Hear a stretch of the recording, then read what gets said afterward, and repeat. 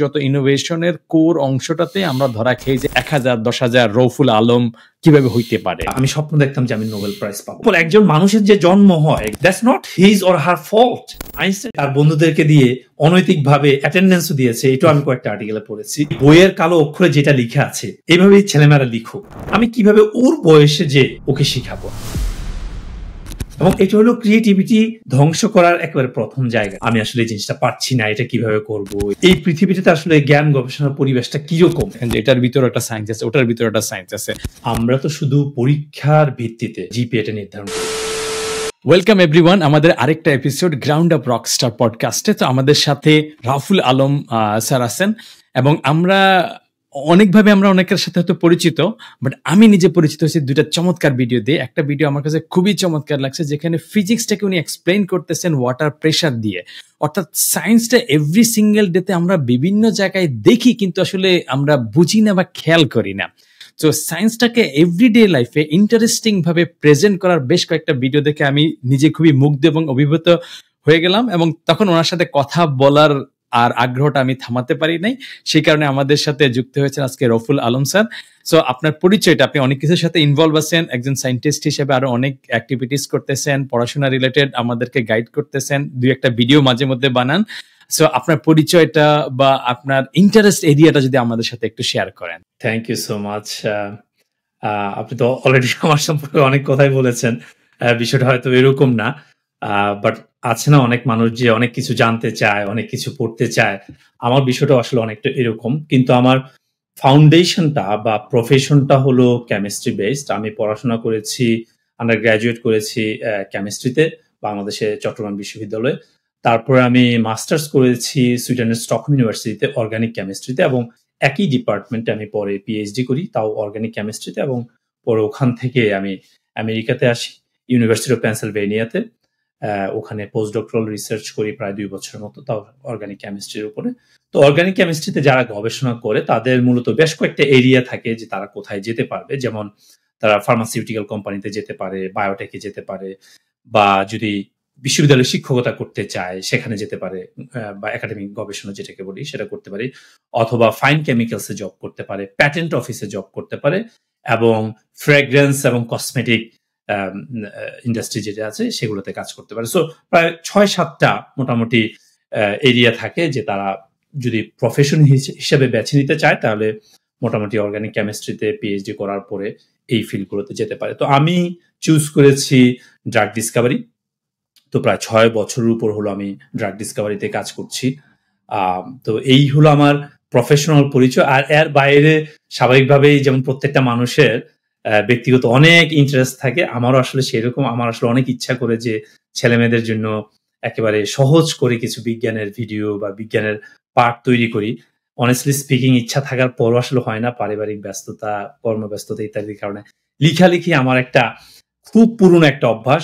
যখন আসলে ফেসবুক ছিল না তখন থেকেই আমি লিখালিখি করি। যখন ইউনিভার্সিটিতে পড়ি, আমার প্রথম লেখা আমার এখনো মনে আছে, প্রকাশিত হয় প্রথম আলোতে, তখন ছাপা পত্রিকা। এবং ওইটা এত ইন্সপিরেশনাল ছিল এই জন্য যে তখন প্রথম আলোতে লেখা প্রকাশ হওয়া, আমি মনে হয় না যে এখন ছেলে মেয়েদেরকে বুঝাতে পারবো আর কি বিষয়টা যে কত ইম্পর্টেন্ট। হ্যাঁ, এটা 2002 এর কথা বলতেছি। তো প্রথম আলো তখনও যেমন বাংলাদেশের একেবারে প্রথম, মানে আমি বলবো যে একেবারে টপ পত্রিকা ছিল এখন। তো লেখালেখি একটা আগ্রহ, তাছাড়া বিভিন্ন এরিয়া সম্পর্কে জানা। আমি একটা বই লিখছি, এটা হলো মহাকাশ নিয়ে, সো মানে পপুলার সায়েন্স। এটা গত বছর বইমেলা আসার কথা ছিল, হয় নাই, বাট আশা করছি এবার আসবে। এর আগে তো আপনার বই পাবলিশ হয়েছে? হ্যাঁ, এর আগে আমার বইগুলো পাবলিশ হয়েছে, কিন্তু বিজ্ঞান নিয়ে না। 2টা বই পুরোটাই আমাদের দেশের শিক্ষা গবেষণা অনেকটা ওই বিষয়টা ফোকাস করে। বা আমি চেয়েছি আসলে আমাদের ছেলেমেয়েদেরকে একটু তুলে ধরতে যে আসলে আমাদের দেশের বাইরেও পৃথিবীটা তো অনেক বড়, এবং এই পৃথিবীটাতে আসলে জ্ঞান গবেষণার পরিবেশটা কিরকম এটা অনেকটা আসলে তুলে ধরার চেষ্টা করেছি ছোট ছোট প্রবন্ধের মাধ্যমে। আর একটা বই ছিল, এটাকে আমি পিওরলি অনুপ্রেরণায় বলবো এই কারণে যে আমরা যারা একটু লিখালেখি করি, বা আপনিও হয়তো জানেন যে সোশ্যাল মিডিয়াতে যারা একটু অ্যাক্টিভ, তারা অনেকের কাছ থেকে বিভিন্ন ধরনের টেক্সট পায় বা কমেন্টস পায় যে হ্যাঁ ভাইয়া বা স্যার, আমি আসলে এই জিনিসটা পারছি না, এটা কিভাবে করব, এটা করতে চাই। অনেক টেক্সট পাই আমি অনেক সময় যে ছেলেমেয়েরা খুবই হতাশ নানা কারণে। সেই হতাশার আসলে কারণ নেই যে তা না, কিন্তু এটা তো সত্যি যে আমাদের জীবনটাকে আসলে যেভাবে হোক বাঁচিয়ে রাখা দরকার, সেটা হলো সবচেয়ে ইম্পর্টেন্ট বিষয়। তারপর হলো আপনার অন্য কিছু। তো আমি প্রচুর মেসেজ পেতাম যে স্যার এটা করতে পারছি না, পেরে উঠছি না, এভাবে পারছি না। তো ভাবলাম যে একটা বই লিখি ছোট্ট করে, ছেলেমেয়েরা পড়ুক। ওই বইটা আসলে শুধু উদাহরণ বেসড বই করেছি, যে প্রচুর আমি এক্সাম্পল টেনেছি মানুষের। ওখানে আসলে সাহিত্যিকদের উদাহরণ ছিল, ফিলোসোফারদের উদাহরণ ছিল, বিজ্ঞানীদের উদাহরণ ছিল, এবং সাধারণ মানুষের উদাহরণ ছিল যে তারা কিভাবে আসলে জীবন সংগ্রামটাকে মানে কিভাবে আপনার পাড়ি দিয়েছে। ওই বিষয়গুলো নিয়ে স্টুডেন্টদেরকে, অনেকটা ইয়াংদেরকে আসলে উদ্বুদ্ধ করার জন্য। আপনার সাবজেক্টটা নিয়ে আমার হচ্ছে কিছুটা মানে আপত্তি না, কিন্তু কিছুটা আপত্তির মতোই আছে আর কি। আপনার সাবজেক্ট হচ্ছে কেমিস্ট্রি এবং অর্গানিক কেমিস্ট্রি, এটাতে আমি সবচেয়ে খারাপ ছিলাম আর কি। আমি স্কুলেও খুব খারাপ ছিলাম, কিন্তু কেন জানি একটা মিরাকল ভাবে হচ্ছে আমি এসএসসিতে একটা সাবজেক্টেই লেটার পাইছিলাম, সেটা ছিল কেমিস্ট্রিতে। কিন্তু এটা আমার সবচেয়ে মানে অপছন্দের সাবজেক্ট বলতে পারেন আর কি, আপনি ডোন্ট টেক ইট পার্সোনালি। এবং ইন্টারমিডিয়েটে আমি যদি ধরা খাই তাহলে আপনার অর্গানিক কেমিস্ট্রির জন্যই ধরা খাইছি আর কি। আমার বিক্রিয়া দেখলে খুবই মানে বিতৃষ্ণা টাইপের লাগতো আমার। এইসব করে টোরে আমি ইকুয়েশন বুঝতেও পারতাম না, মুখস্থও করতে পারতাম না, বই দেখে পড়তেও পারতাম না, মনেও রাখতে পারতাম না। সেই কারণে আমার যদি অপছন্দের সাবজেক্ট বলেন তাহলে কিন্তু সেই কেমিস্ট্রি, এবং তার মধ্যে আরো বেশি খারাপ হচ্ছে অর্গানিক কেমিস্ট্রি। এটা আমার পার্সোনাল লাইফের আর কি। সো আপনি নিজে সেই অর্গানিক কেমিস্ট্রিতে অনার্স, মাস্টার্স, পিএইচডি, পোস্টডক এত কিছু করে ফেলছেন, আপনার কি খারাপ লাগে না? বা আপনার ভালো লাগে কি? মানে এটা কি, মানে আমি পছন্দ করে উঠতে পারতেছি না। আমার একটা ধরেন অপছন্দের সাবজেক্ট বলাটা উচিত না, কিন্তু একদিন ভালো যায় না আমার সাথে আর কি। সো আপনি কিভাবে আবার এইরকম এটার সাথে ঢুকলেন আর কি, বা পারলেন কিভাবে, বা ভালোই বা না লাগলে হয়তো এতদিন করতেও পারতেছেন না। তো আপনার পার্সপেক্টিভ বা আপনার বিষয়টা কি আর কি? অনেকেরই কঠিন লাগে, এটা আমি অনেকের কাছ থেকে শুনেছি। অর্গানিক কেমিস্ট্রি হলো প্রচুর লজিক বেসড। তো আমি জানি না, আমি তো স্পেসিফিকলি যখন সুইডেনে আসি তখন থেকে আমাদের বা আমার এরিয়াটা স্পেসিফিক হয়ে গেছে। আন্ডার গ্রাজুয়েট তো কেমিস্ট্রি ছিল। সো আন্ডার গ্রাজুয়েটে তো জানেন আমরা যখন কেমিস্ট্রি পড়ি তখন তো অর্গানিক, ইনঅর্গানিক অনেক কেমিস্ট্রি পড়ি, ফিজিক্যাল, নিউক্লিয়ার কেমিস্ট্রি। কিন্তু আপনি যখন হায়ার লেভেলে যান তখন এটা স্পেসিফিক হয়ে যায়। তো আমার আন্ডার গ্রাজুয়েটই আসলে ইচ্ছা ছিল যে আমি মাস্টার্স করবো অর্গানিক কেমিস্ট্রিতে। কিন্তু আমি যখন 4th ইয়ারে পড়ি এই কেমিস্ট্রি চিটিং ইউনিভার্সিটিতে, তখন আমাদের এই 4th ইয়ারে অর্গানিক কেমিস্ট্রি কোয়েশ্চেন এত কঠিন হয়েছিল, আমাদের অনেকগুলো স্টুডেন্ট খারাপ করেছে, এবং আমি নিজেও খুবই কম নম্বর পেয়েছি। আমার এখনো মনে আছে আমি বোধহয় সম্ভবত ডি পেয়েছি। তো ডি বোধহয় 50% মার্কস। হ্যাঁ, এ বি সি তারপরে গিয়ে ডি। রাইট, আমাদের মানে ওখানে হয়তো এ প্লাস ছিল কিনা কে জানে, কোন জায়গায় থাকে কোন জায়গায় থাকে, এ ছিল বোধহয় আমাদের, বা এ প্লাস ছিল। এনিওয়ে আমার খুবই খারাপ লেগেছে, কারণ আমি ফার্স্ট ইয়ার, সেকেন্ড ইয়ার এবং থার্ড ইয়ার তিনটাতেই আমি অ্যাভারেজে 70%-এর মতো মার্ক পেয়েছি। কিন্তু 4th ইয়ারে এসে আমি অর্গানিক কেমিস্ট্রিতে পেয়েছি 50%-এর মতো, 50 বা 55% ওরকম। মানে অনেক খারাপ রিমেম্বার যে মানে আমার প্রিভিয়াস ইয়ারের গ্রেড অনেক কম ছিল, এবং এটা আমাকে খুবই মানে ইয়ে করেছে। এবং আমি তখন ডিসাইড করি যে না, বাংলাদেশে এই অর্গানিক কেমিস্ট্রির উপর মাস্টার্স করা যাবে না। তো আমি আসলে বাংলাদেশে আর অর্গানিক কেমিস্ট্রির উপর মাস্টার্স করি নাই। তো আমি যেটা করেছি আসলে ওই আমার রেজাল্ট মোটামুটি ভালো ছিল, একেবারে অনেক ভালো ছিল আমি বলবো না। আমার পয়েন্ট ছিল 3.47 আন্ডার গ্রাজুয়েটে। তো 3.5 ছিল অনেকটা স্ট্যান্ডার্ড আর কি। তো 3.5 আর 3.47। তার মানে আপনি একটু সরি, আপনার ডিপার্টমেন্টে আপনি একদম topper, number 1, first, second, third এর মধ্যে ছিলেন না? না, আমি ফার্স্ট, সেকেন্ড, থার্ড ছিলাম না। তো আমি মাস্টার্সে অনেক ভালো রেজাল্ট করছি, কিন্তু অনার্সে আমার তো মানে জিপিএ বেস আর কি, অত ভালো। কোনো কারণে যদি অনার্সে একটা মানুষ খারাপ করে ফেলে, তাও কিন্তু মাস্টার্সে হার্ডওয়ার্ক করে সে তার ক্যারিয়ার বা পাথ বা হায়ার স্টাডির পাথগুলো রিকভার করে ফেলতে পারে।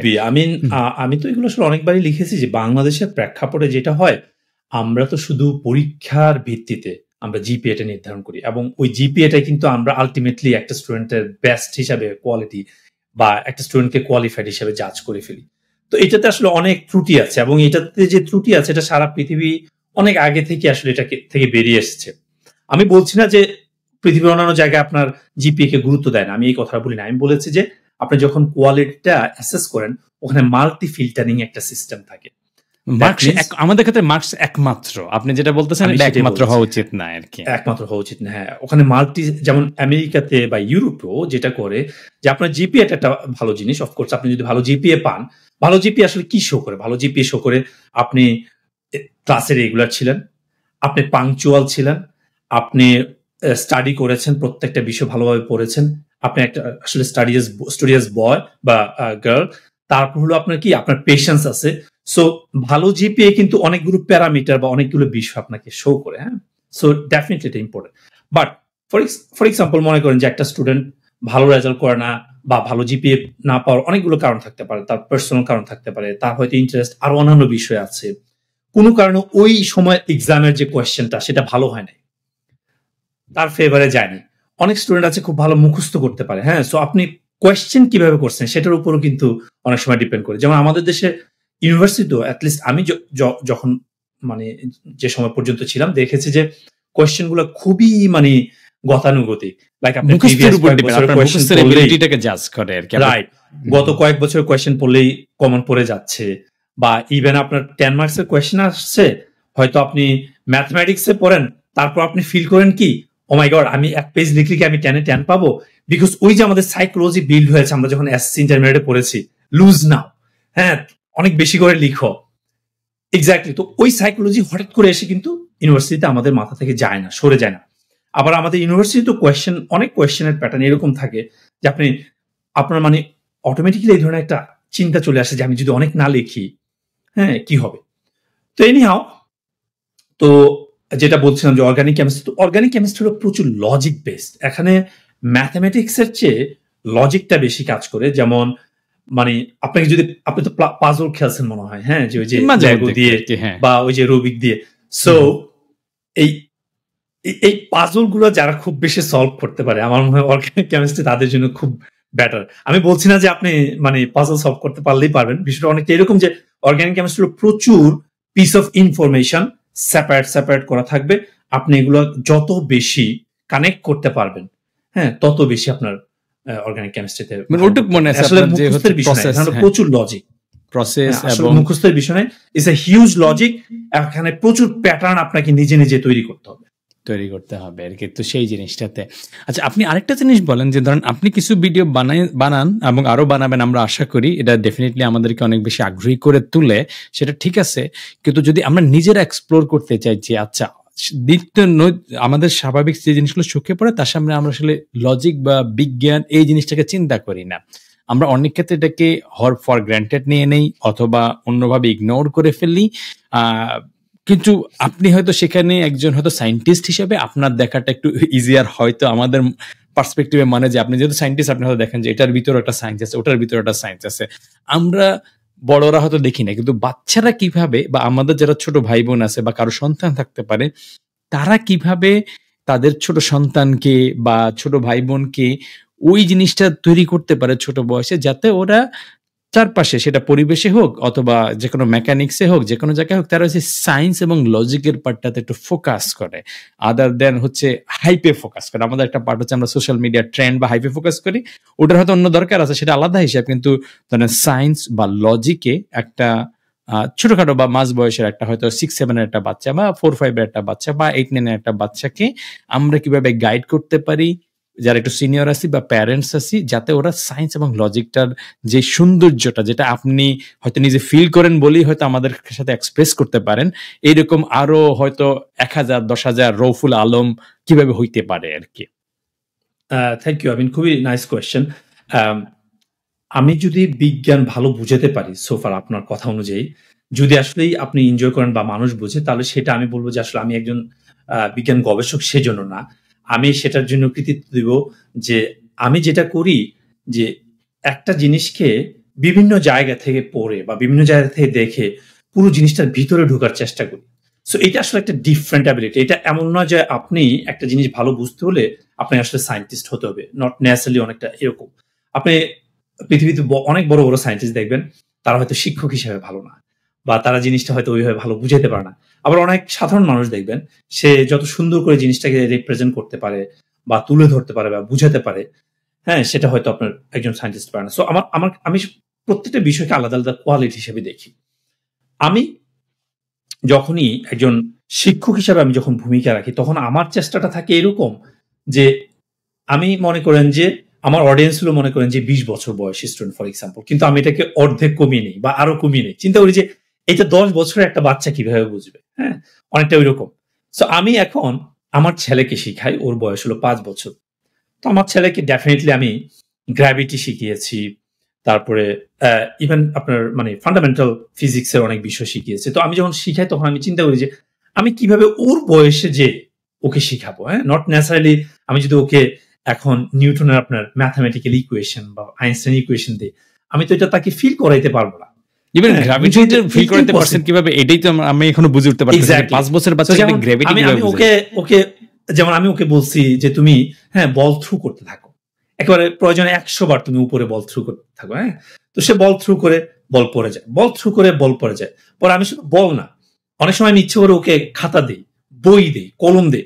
এটা হয় কি, অনেক সময় কিছু কিছু জিনিস দেখতে হয়তো পাগলামি লাগে, কিন্তু এটা বাচ্চাদের ভিতরে দেখবেন যে একটা আনন্দ, আলাদা ধরনের আনন্দ তৈরি করে, এবং সেই আনন্দটা থেকে একটু ডিফারেন্ট ওয়েতে ফোকাস করার চেষ্টা করে।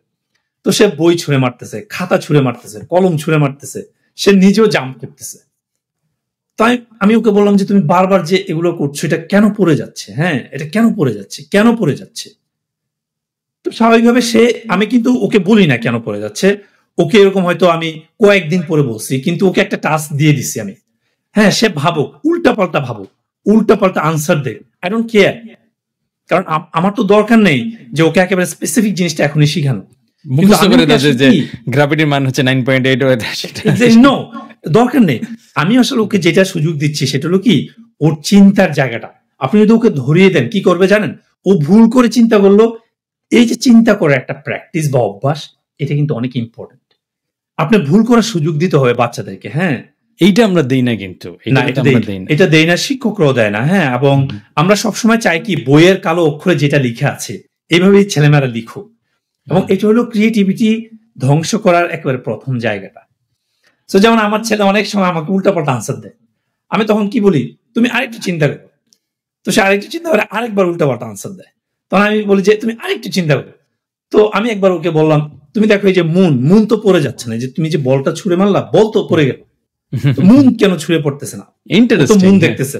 এবং এটা একদিন না, কিন্তু আমি অনেকদিন ওকে এই কথা, আমি কিন্তু আনসার দিই না ওকে অনেকদিন, এবং ও বাইরে গেলে মুন দেখলে খুব ফ্যাসিনেটেড। তো আমি বলছি, দেখো এই মুন তো পড়ে যাচ্ছে না, তুমি চিন্তা করো, তুমি আমাকে একটা আনসার দাও যে মুন কেন পড়ে যাচ্ছে না। এই সুযোগটা বাচ্চাদেরকে আসলে দেওয়া উচিত। তবে এটাও ঠিক যে এই সুযোগটা দিতে গেলেও প্যারেন্টসদেরকে অনেক সময় বুঝতে হয় বা চিন্তা করতে হয়। নট নেসেসারিলি যে আপনি মানে শুধু বাচ্চাকে বড় করলেন, তার নিত্যদিনের প্রয়োজনীয় জিনিসগুলো দিলেন, স্কুলে নিয়ে আসলেন, বিষয়টা আসলে ওইটা না। স্মার্টফোন ধরাই দিলাম, সবচেয়ে ইজি সলিউশন দাও, স্মার্টফোন দাও, যে রোবলক্স খেলো, কিছু একটা খেলো, বাস শেষ। আমাকে জ্বালাইও না। আসলে একটা বাচ্চার ফিলোসফিটাকে বুঝতে হলে ট্রুলি আপনাকে একটু সময় দিতে হবে, আপনাকে একটু চিন্তা করতে হবে, ওর ভিতরে গিয়ে, ওর কাছাকাছি গিয়ে, যে কিভাবে আমি ওর চিন্তার জগতে ঢুকবো এবং ওর চিন্তার জগতে কি হচ্ছে সেটা আমাকে একটু হলো ফিল করার চেষ্টা করতে হবে। তো এই বিষয়গুলো আমাদের শিক্ষকদেরকেও আসলে একটু অনুধাবন করা দরকার, যে আমি হয়তো একটা ক্লাসে খুব সামান্য জিনিস শিখাবো ফর এক্সাম্পল, কিন্তু আমি চাইবো যে এই একটা জিনিস ওরা শিখুক, ভালোভাবে শিখুক। যেমন আমরা যেমন নাম্বারিংটা যেমন যখন শিখাই বাচ্চাদেরকে, যে 1 2 3 4 আমরা তো ফিঙ্গার দেখাই, আপনি খেয়াল করে দেখবেন, যেমন আমি এখানে ছোট ছোট মানে ওদের যে প্রি স্কুল এগুলোতে যেতাম, কয়েকটাতে ভিজিট করেছি, তখন ওরা দেখতাম যে প্রচুর আপনার কালারফুল কিউব রাখে বা বল রাখে। তো এগুলো ওরা কেন রাখে, ওরা যখনই নাম্বারিংটা শিখায় তখন একটা অবজেক্ট সামনে ধরিয়ে দেয়। তো অবজেক্টটা ধরিয়ে দেওয়ার কারণ কি, এটা স্টাডি করে পাওয়া গেছে, গবেষণা করে, আপনি গুগল সার্চ করলে পাবেন যে বাচ্চারা ছোট বয়স থেকে কালারের প্রতি খুব ফ্যাসিনেটেড হয়। এটা হলো হিউম্যান নেচারের একটা আপনার বিষয়, যে আমরা কালারফুল জিনিসের প্রতি খুবই ফ্যাসিনেটেড হই।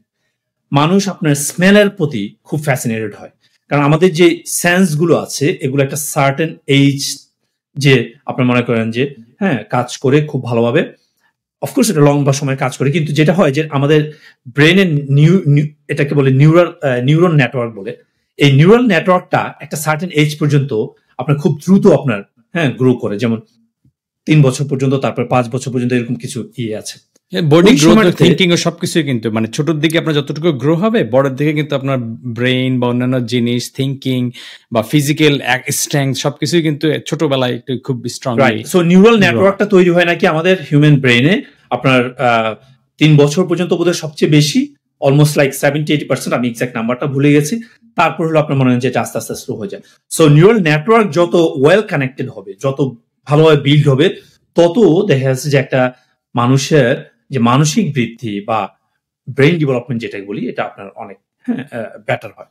সো বাচ্চাদেরকে আপনি দেখবেন যে স্মেল, তারপর মনে করেন যে শেপ, কালার, এগুলো দেখবেন যে খুব দ্রুত অ্যাট্রাক্ট করে। তো এই জিনিসগুলো ধরেন অর্গানাইজড ওয়েতে তো ধরেন হচ্ছে আমাদের সবার কাছে এভেলেবল না, বা আপনি কিভাবে এটা এভেলেবল করেন? ধরেন হচ্ছে যে ধরেন আপনি বিভিন্ন কালারফুল শেপ বা সংখ্যা শিখাবেন, তাকে আর একটু লজিক শিখাবেন, আপনার আপনার সন্তানের সাথে যেটা করতেছেন, তাহলে আপনার ইন্টারনাল থিঙ্কিং প্রসেসটা কি?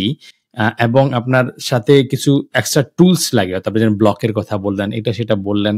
তো এই জিনিসগুলোকে আমরা কিভাবে একটা পার্সনকে, মানে একটা বাচ্চাকে, আলটিমেটলি সে কি করবে না করবে সেটা পরের হিসাব, কিন্তু প্যারেন্টস হিসেবে আপনার একটা কাজ হচ্ছে যে তাকে কোনো একটা অর্গানাইজড ওয়েতে আপনি একটু চিন্তা করে তাকে গাইড করার চেষ্টা করবেন। তারপরে একটা সার্টেন স্টেজ পরে গিয়ে সে তার মতো রাস্তা বেছে নেবে বা হোয়াট এভার, সেটা পরের হিসাব। তো এখানে সায়েন্স বা ম্যাথমেটিক্স বা লজিক আপনি কিভাবে শিখান? ধরেন আমরা বুঝলাম যে একটা লজিক দিয়ে আপনি হচ্ছে বল ছুড়ে ছুড়ে একটা হয়তো গ্র্যাভিটি শেখানোর চেষ্টা করতেছেন। ম্যাথ বা লজিকের ব্যাপারে আপনি কিভাবে আরো আগ্রহী করার জন্য আপনি নিজে কি করেন, বা অন্য প্যারেন্টসরা কি করতে পারে আর কি? ম্যাথের একটা ভয়, লজিক, হ্যাঁ ম্যাথ ডেফিনেটলি লজিক, এবং ম্যাথের ব্যাপারে আমাদের একটা জাতীয় একটা ভয় আছে আর কি। ম্যাথ সম্পর্কে আমরা সবাই ভয় পাই, অথবা মুখস্থ করি, ফিল করার চেষ্টা করি না। ম্যাথ অলিম্পিয়াডে আমরা চেষ্টা করি, কিন্তু খুবই কম সংখ্যক ছেলে পেলে ম্যাথ অলিম্পিয়াড রিলেটেড জিনিসটাতে করে। এটা কারণে আমাদের প্রোগ্রামিং এর অন্যান্য সেক্টর গুলোতেও কিন্তু আমরা ইম্প্যাক্টেড হই, গবেষণার ক্ষেত্রেও আমরা ইম্প্যাক্টেড হই। সো এই যে অন্য যতগুলো জিনিসগুলো আছে, ইঞ্জিনিয়ারিং হোক, যত ইনোভেশনের কোর অংশটাতে আমরা ধরা খেয়ে যাই মনে হয় ম্যাথের মধ্যে বা লজিকের মধ্যে। তারপরে এটার উপরে বেস করে যতগুলো আছে সবগুলো সেক্টরে কিন্তু আমরা আনফরচুনেটলি অত ভালো কিছু করছি কিনা জানি না, it could be perspective wise কম বেশি হইতে পারে, but math is a barrier for our future generation, including me. Math is a barrier. ম্যাথের দিকে ঠিক মতো করে ফোকাস দেই নাই, ফিল করি নাই বলেই হচ্ছে বাকি জিনিসগুলোতে গিয়ে আমি অ্যাটলিস্ট নিজের লাইফে ভালো করে উঠতে পারি নাই আর কি। সো আপনি কিভাবে দেখেন ইন আইডিয়াল কেস? রিয়েল কেসে হয়তো একটু এদিক ওদিক হবে, সেটা আলাদা হিসাব। ধরুন আইডিয়াল কেসে, if you have like a 1000 kids or maybe 10,000 kids, how you kind of like imagine an ideal world? তারপরে এক্সিকিউশন হয়তো প্যারেন্টস হয়তো ডিফারেন্ট। আমি যেমন স্কুলের শিক্ষকদের জন্য আমার যে অপিনিয়নটা বা সাজেশনটা, সেটা হলো বাচ্চাদেরকে শুরু করতে নাম্বার দিয়ে। হ্যাঁ, মনে করেন যে এটা আমিও স্টাডি করে দেখেছি যে বাচ্চাদেরকে আপনি যদি ম্যাথ দিয়ে শুরু করেন শেখানো, ভীতিটা কেন আসে? ফর এক্সাম্পল, হ্যাঁ, সত্যি কথা যেটা, ভীতিটা আসে কেন, যে আমি মনে করি যে বাচ্চারা কিন্তু সবাই আসলে ট্যালেন্টেড। বাচ্চারা যখন ডিফারেন্ট পরিবেশে বড় হয়, তখনই আসলে তারা ডিফারেন্ট হয়ে ওঠে। আপনার স্কুলিং সিস্টেমটা কেমন, আপনি আসলে কেমন পরিবেশে বড় হয়েছেন, আপনার প্যারেন্টসরা কেমন ছিল, আপনার পিয়ার ফ্রেন্ডসরা কেমন ছিল, আপনি কত ভালো স্কুলে গিয়েছেন, কত ভালো শিক্ষক পেয়েছেন, আপনি দেখবেন যে এই কালেকটিভ জিনিসগুলোই কিন্তু আপনাকে আসলে গড়ে তোলে। যেমন আমি গতকালকে একটা লিখেছি যে আমি যখন স্টকহোম ইউনিভার্সিটিতে ছিলাম, হ্যাঁ, আমি পুরো পিএইচডি সময়টা আমি স্বপ্ন দেখতাম যে আমি নোবেল প্রাইজ পাবো। ইট নট বিকজ যে আমি কিন্তু আসলে আকাশ কুসুম স্বপ্ন দেখতাম না, বিষয়টা এরকম না। বা আমি এমন না যে আমি বুঝতাম না যে নোবেল প্রাইজ পাওয়া তো মানে সহজ বিষয় না, আমি বুঝতাম। কিন্তু whole environment was so different, যেটা কাইন্ড অফ আপনাকে ফোর্স করে যে হ্যাঁ তুমি স্বপ্নটা দেখো। এবং দে আসলে created that environment in such a way যে ওরা চায় আসলে ওখানে যারা কাজ করবে। এবং সেখানে আপনি যদি দেখেন যে আপনার হয়তো আপনার ডিপার্টমেন্টের একজন ফ্যাকাল্টি আছে যে নোবেল প্রাইজ ওয়ালা, তাহলে আপনার স্বপ্ন দেখাটা আরো অনেক বেশি ইজিয়ার হয় যে আচ্ছা, বা এই ডিপার্টমেন্ট থেকে বা এই ইউনিভার্সিটি না হলে পাশে ইউনিভার্সিটি থেকে দুইজন কেমিস্ট্রিতে নোবেল পাইছে। বা বললাম না যে আমি যখন প্রথমবার গিয়েছি তখন 2-1 নোবেল প্রাইজ লরি দেখে আমি তো খুবই ফ্যাসিনেটেড, খুবই এক্সাইটেড। তারপরে 1.5-2 বছর পরে বিষয়টা এমন হয়েছে যেটা আপনার কোনো গায়ে লাগতেছে না, বিকজ নোবেল লরিটা আসতেছে, লেকচার দিচ্ছে, আপনার ডিপার্টমেন্টে আসতেছে, আপনি তাদের সাথে কথা বলতেছেন, 20-25 জনের একটা সিম্পোজিয়াম সেমিনার হচ্ছে, ওখানে আপনি মানে 1-on-1 ইন্টারঅ্যাক্ট করতে পারতেছেন, তার সাথে কোয়েশ্চেন করতে পারতেছেন। আমি নিজের চোখে দেখেছি অনেক নোবেল লরিয়েট খুবই সিম্পলি জাস্ট বলে দিয়েছে যে I don't know the answer because we have two actually explore this. মানে খুবই সিম্পল, এখানে কোনো মানে আপনার কি বলে ইগোর কিছু নাই, এখানে কোনো মনে করেন যে আমি প্রচুর জানি এরকম মানে শো করার কিছু নাই, সিম্পল। ওরা তো আসলে এত বেশি এক্সপ্লোর করে, এবং ওরা তখন একটা পর্যায়ে যে কি হয়, ওরা আসলে আরো ডিপলি রিয়েলাইজ করে যে ন্যাচারাল ওয়ার্ল্ড এত আপনার মানে গভীর, এত বড়, যে এখানে আপনি জাস্ট সামান্য একটুকু তুলেই আপনি সারা জীবন শেষ করে দিতে পারবেন। এবং এই যে নোবেল লরিয়েটরা যে নোবেল প্রাইজ, এটা তো আমরা জানি যে এটা আসলে হিউজ একটা কালেক্টিভ এফোর্ট, এবং বেশিরভাগ কাজ কিন্তু ওদের স্টুডেন্টরা করে, পিএইচডি স্টুডেন্টরা করে, নাহলে পোস্টডক স্টুডেন্টরা করে। আপনি ওদের ল্যাব বা ওর ল্যাব ইউজ করে দেখে কোচ, মানে সে যে লিড এক্স্যাক্টলি, হ্যাঁ, সে কোচ থটটা করে, কিন্তু আউটলাইনটা তৈরি করে। মেজর ওয়ার্ক কিন্তু আপনার এই স্টুডেন্টরা করে, বাচ্চারা করে, বা ওর কলিগদের সাথে প্রচুর আইডিয়া শেয়ার হয়। এটা একটা একেবারে কোলাবোরেটিভ ওয়ার্ক, হ্যাঁ, এখনকার যুগে এসে। তো এবং ওরাও এটা মানে অ্যাকনোলেজ করে। তো এখন দেখেন যে এরকম একটা এনভায়রনমেন্ট থেকে ওরা যখন নোবেল প্রাইজ পায়, ওরা আসলে জানে যে আমি হয়তো একটা ইম্প্যাক্টফুল কাজ করেছি, বাট নট নেসেসারিলি আসলে আমি সবকিছু জানি। হ্যাঁ, সো দেখবেন যে ওরা খুবই মানে হাম্বল, খুবই একদম ইয়ে হয়। তো আমি একেবারে চোখের সামনে বহু নোবেল লরিয়েটদেরকে দেখেছি বা লেকচার শুনেছি, আপনি একটা কোয়েশ্চেন করবেন, মানে আপনি undergraduate student, doesn't matter, সে তো জিজ্ঞেসও করবেন যে তুমি কে। হ্যাঁ, ইভেন আপনি হয়তো হাই স্কুলের স্টুডেন্ট হতে পারবেন, আপনি সুন্দর একটা কোয়েশ্চেন করতে পারবেন, অ্যাজ লং অ্যাজ আপনি কোয়েশ্চেন করার সাহস আছে। ইভেন কোয়েশ্চেন যদি নাইবও হয়, সে দেখবেন যেটা বিরক্ত হবে না, সে হয়তো বলবে যে হ্যাঁ ওইটা এরকম, অথবা বলবে যে oh that's a good question, but unfortunately I don't know, we have to do the experiment or we have to explore more. তো এখন একটা বিষয় হলো কি, আমাদের বাচ্চাদেরকে, ম্যাথের জায়গাটাতে ফিরে আসি, আমাদের বাচ্চাদেরকে প্রথম কথা হলো কোয়েশ্চেন করার যে জায়গাটা, এইটাতে একটা ওপেন স্পেস দিতে হবে। বাচ্চাই, হ্যাঁ, আপনাকে বুঝতে হবে যে তার যে সাইকোলজি, তার যে চাইল্ডহুড, তার যে বিহেভিয়ার, ওই জায়গাটাতে আমি গিয়ে, অফকোর্স সার্টেন একটা লেভেল তো বা লিমিট তো থাকবেই, আপনি নিশ্চয়ই তাকে ছেড়ে দেবেন না যে সে টেবিলের উপর বসে নাচবে, আমি ওইটা বলতেছি না। আর আমি বুঝাতে চাচ্ছি যে একটা সার্টেন লিমিটের মধ্যে তার যে চিন্তার জায়গাটা, সেই জায়গাটাতে তার ভিতর থেকে চিন্তাটাকে বের করে আনা, কোয়েশ্চেনটাকে বের করে আনা। সে ভাবুক উল্টা পাল্টা, ডাজন্ট ম্যাটার। আপনি যদি তাকে জিজ্ঞেস করেন যে 2+2 কি, সে যদি বলে যে 5, অ্যাকসেপ্ট ইট, বাট তাকে কি বলবেন জানেন? Show me. আমার ছেলে যখনই ভুল করে, আমি বলছি তুমি আমাকে এটা বলো তো দেখি, এটা তুমি কিভাবে, তখন তো সে একটা এভাবে কিন্তু লজিকটা বের হয়। সে যদি একটা ভুল আনসার দেয়, হয় সেটা আন্দাজে আনসার দিবে, অথবা না জেনে আনসার দিবে, অথবা সে জেনে তার চিন্তা মতো সে একটা আনসার দিয়েছে। আপনি এটা শুনতে চান যে আসলে সে কিভাবে চিন্তা করেছে। That is the thought process. মানে আপনি তাকে লজিকটাকে বিল্ড করার চেষ্টা করছেন। আমরা যেটা করি 2+2 যদি 5 বলে, আরে না এটা 4 হবে, তার মানে তাকে মুখস্থটাকে আমি তাকে দিয়ে দিচ্ছি। আপনি তাকে কিন্তু দিয়ে দিচ্ছেন ফোর্স করে, হ্যাঁ, ফোর্স করে, যেটা 4 হবে তুই মুখস্থ কর আর কি, এই বিষয়টা হচ্ছে এক্স্যাক্টলি। তখন আপনি তাকে মডেল দেখান যতটুকু সম্ভব, আপনি তাকে লজিক দেখান, বা তাকে এমন ভাবে একটা টাস্ক দেন যে তাকে এক্সপ্লেন করার সুযোগ দেন।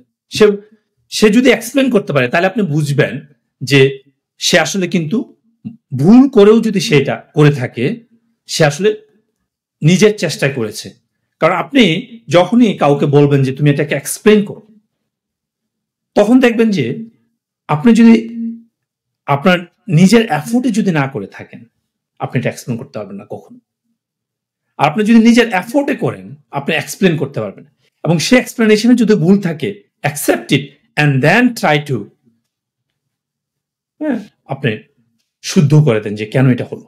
এই জিনিসটা আসলে টিচারদের জন্য সবসময় যেটা আমার, বা ফ্যামিলি মেম্বারসদের জন্য বা প্যারেন্টসদের জন্য, যে বাচ্চাদেরকে সবসময় ছোট ছোট মডেল দেখান, কালারফুল জিনিস দেখান, ভালো বই, সামর্থ্য অনুযায়ী, অফকোর্স সবার তো আসলে সামর্থ্য থাকে না, ভালো বই পাওয়াও যায় না।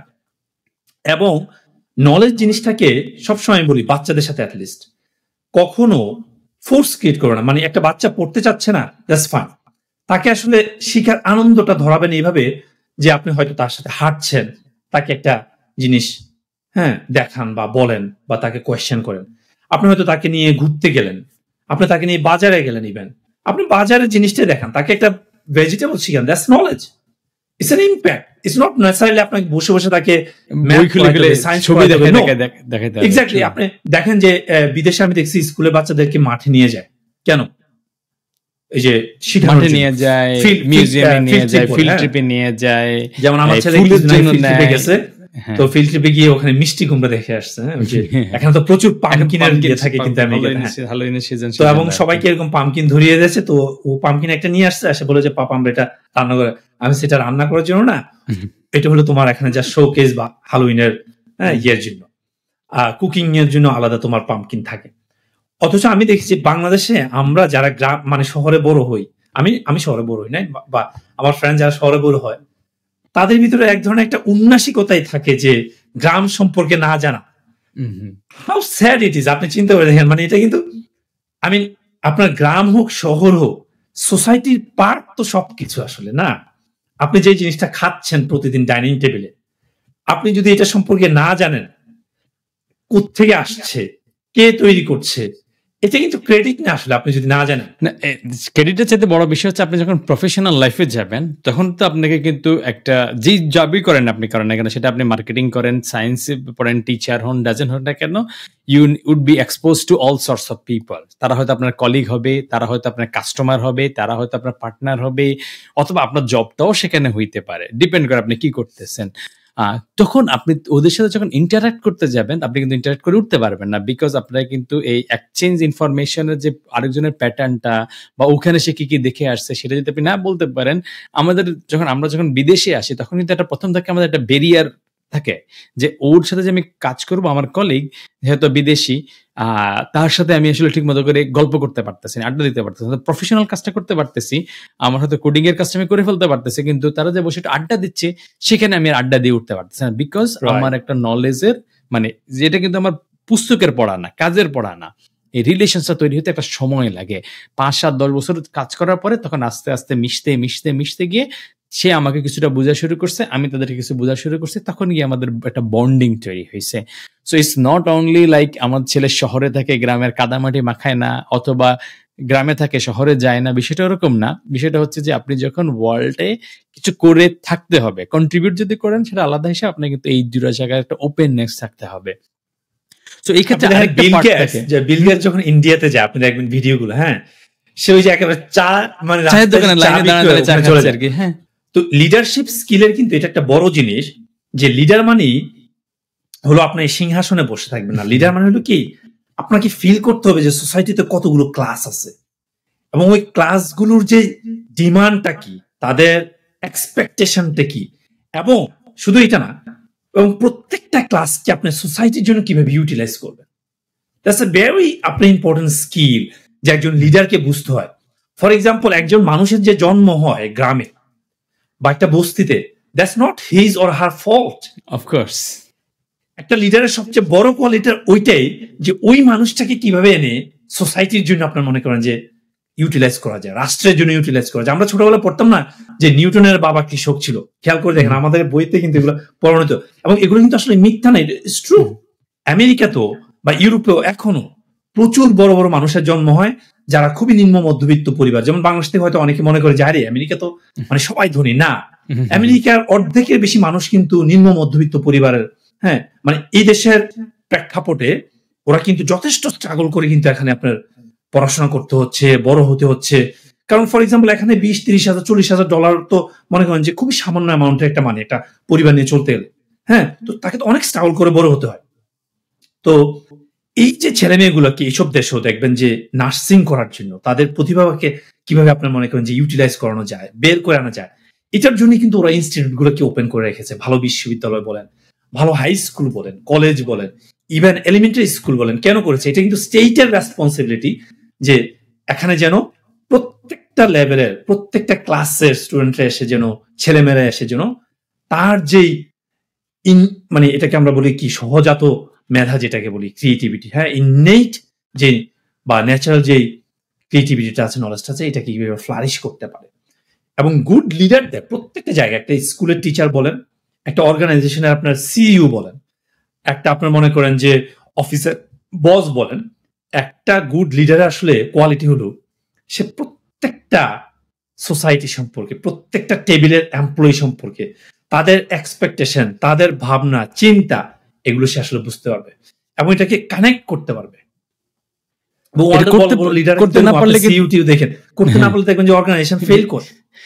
সিইও তো হচ্ছে মানে লাগবে, ডেফিনেটলি লাগবে। আপনি যদি একজন ম্যানেজার না হন, আপনি যদি একটা কলিগও হইতে চান আর কি, মানে সিইও হইলে তো ডেফিনেটলি লাগবে। আপনার যদি হচ্ছে যে আমরা যখন টিমে কাজ করি, আমরা তো সিইও হিসেবে কাজ করি না, আমরা যখন একটা প্রজেক্টে কাজ করি তখনও কিন্তু আমাদের প্রজেক্টের মানে মানে অনেকগুলো এক্সচেঞ্জে তাদের সাথে যদি হচ্ছে আমরা ফ্রিলি আলোচনা না করতে পারি, প্রজেক্টটা বা সফটওয়্যারটা কিন্তু ঠিক মতো করে তৈরি হয় না। কারণ শুধুমাত্র কোডিং দিয়ে একটা প্রোডাক্ট তৈরি হয় না। আপনার গবেষণার ক্ষেত্রে আপনি যখন হচ্ছে গবেষণা করতেছেন, আপনার ডেফিনেটলি স্টুডেন্ট আছে বা অন্যরা আছে, তাদের সাথে আপনার যদি হচ্ছে ওই আন্ডারস্ট্যান্ডিং বা রিদমটা ওপেন আপ না হয়, তাহলে কিন্তু আপনি কাজ করে মজাও পাবেন না, রেজাল্টও পাবেন না কিন্তু। আর একটা জিনিস আমি জিজ্ঞেস করতে চাচ্ছিলাম যে একটা বড় একটা ব্যারিয়ার থাকে যে আমাদের সোসাইটিতে হচ্ছে কিছু কিছু কেরিয়ার বা প্রতিষ্ঠান খুব বেশি প্রায়োরিটি পেয়ে গেছে। সাপোজ আপনি অমুক ভার্সিটিতে পড়তে হবে বা ওইটাতে পড়া যাবে না, বা ওই সাবজেক্টে পড়তে হবে ওইটা পড়া যাবে না, বা এই ধরনের চাকরি করতে হবে অন্যটা করা যাবে না। তো এটা সোসাইটি বা কালচার থেকে ওগুলো ডেফিনেটলি ভালো, হয়তো সেটা নিয়ে কোনো সন্দেহ নাই, কিন্তু অন্যগুলো দিয়েও যে কিছু করা যেতে পারে এটা প্যারেন্টরাও অ্যাকসেপ্ট করতে চায় না, বাচ্চারাও অ্যাকসেপ্ট করতে চায় না। They feel like okay I am the loser বা লাইফ ইজ ফিনিশড বা সামথিং। তো এই জায়গাটাতে আপনি কিভাবে আসলে থিঙ্কিং প্রসেসটা হওয়া উচিত যে একটা পার্সনকে যে এক্সপ্লোর করতে দেওয়ার বিষয়টা বলতেছিলেন, বা সন্তানদেরকে ফেইল হওয়ার অপশনটা দেওয়ার বিষয়টা আছে।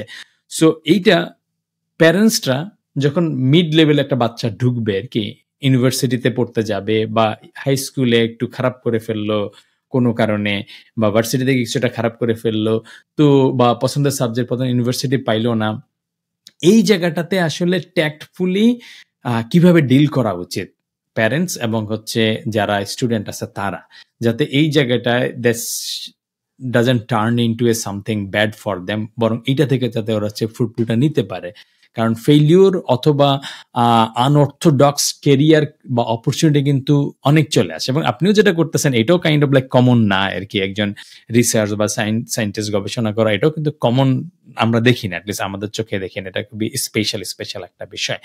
তো এই স্পেশাল জার্নি গুলাতে গিয়ে অথবা আপনার রেজাল্টের কথা বলছেন, আপনি ডি পেয়ে গেছেন একটা সাবজেক্টে বা এটা করে ফেলছেন, বা জিপিএ আন্ডারগ্রেডের খারাপই হয়ে গেছে আর কি, your life didn't end over there আর কি।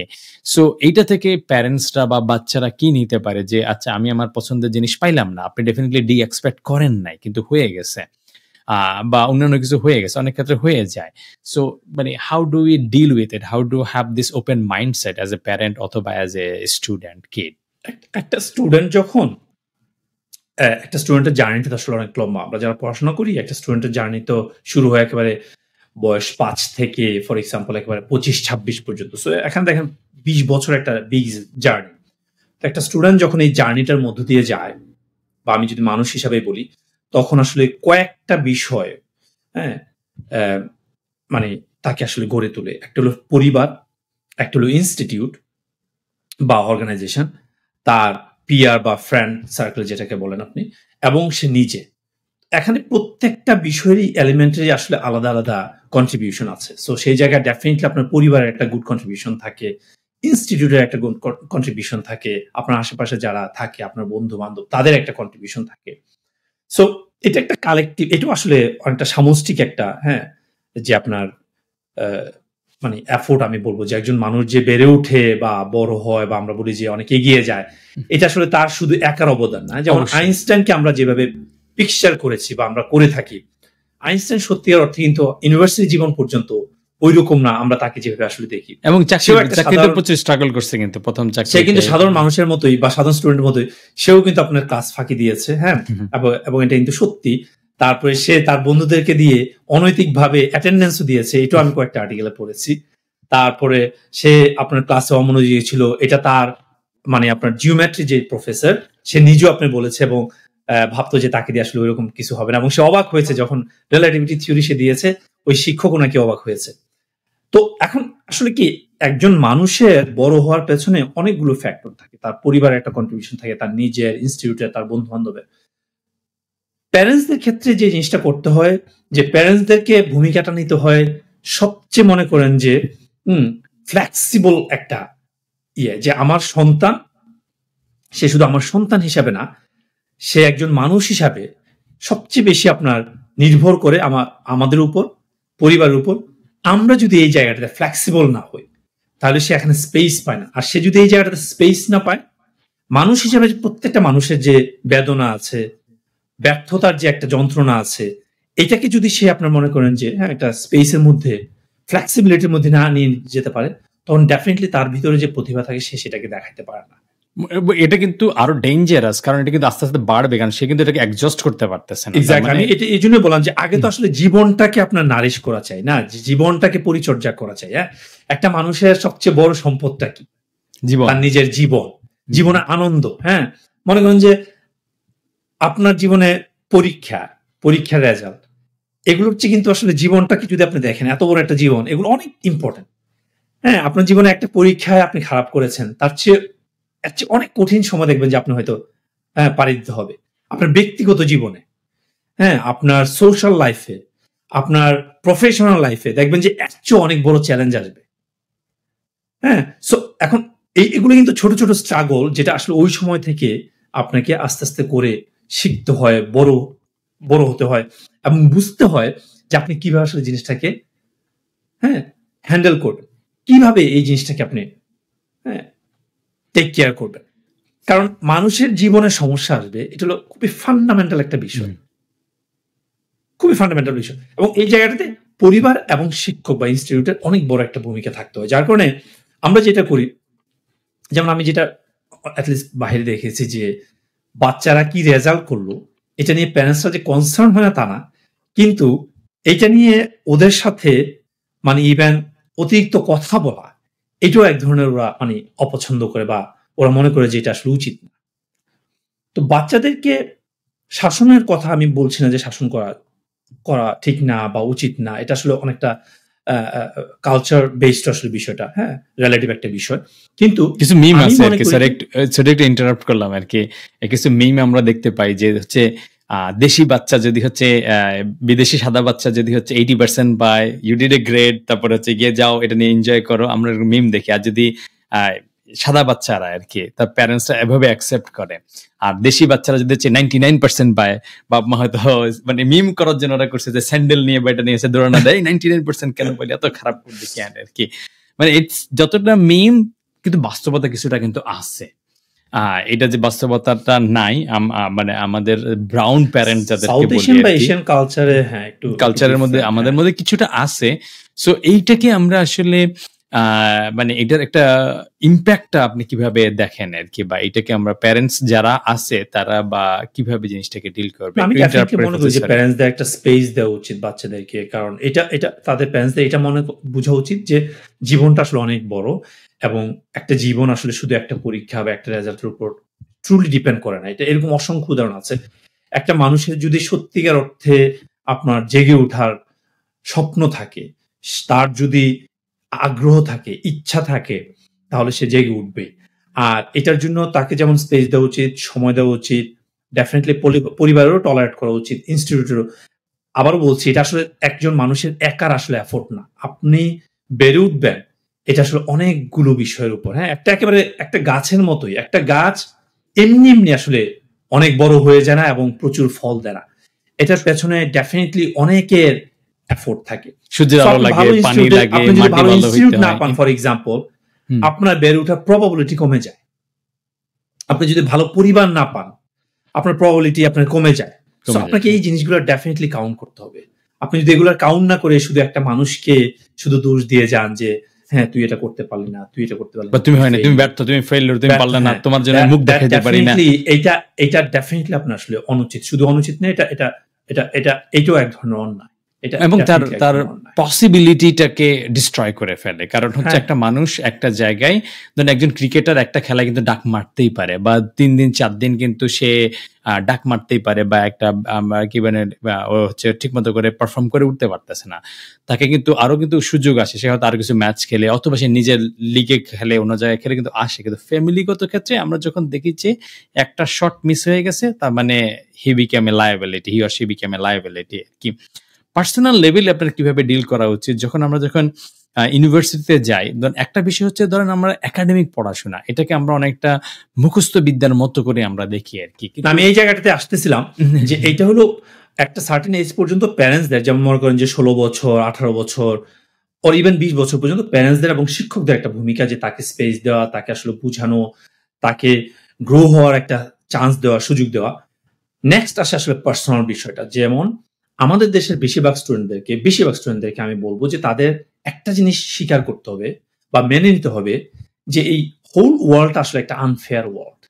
পৃথিবী কখনোই কোনো কালেই আপনার ওই যে আমরা বলি না যে সবার জন্য হ্যাঁ মানে একই গ্রাউন্ড লেভেল আপনার প্লেইং লেভেল ফিল্ড, সবার জন্য কখনোই এটা আপনার ইকুয়াল প্লেইং লেভেল ফিল্ড হয় না। এই জিনিসটা আমাদের অ্যাকসেপ্ট করতে হবে। আপনি কোথায় জন্মগ্রহণ করছেন এটা আপনার জীবনে অনেক বড় একটা ইম্প্যাক্ট ফেলবে, এখানে কোনো ভুল নাই। বাংলাদেশে জন্ম হওয়া একটা শিশু, সুইডেনে জন্ম হওয়া একটা শিশু বা আমেরিকাতে জন্ম হওয়া একটা শিশুর চেয়ে বেশি আপনার কষ্ট করতে হবে পার্সোনাল লেভেলে। এটা হলো খুবই ফান্ডামেন্টাল।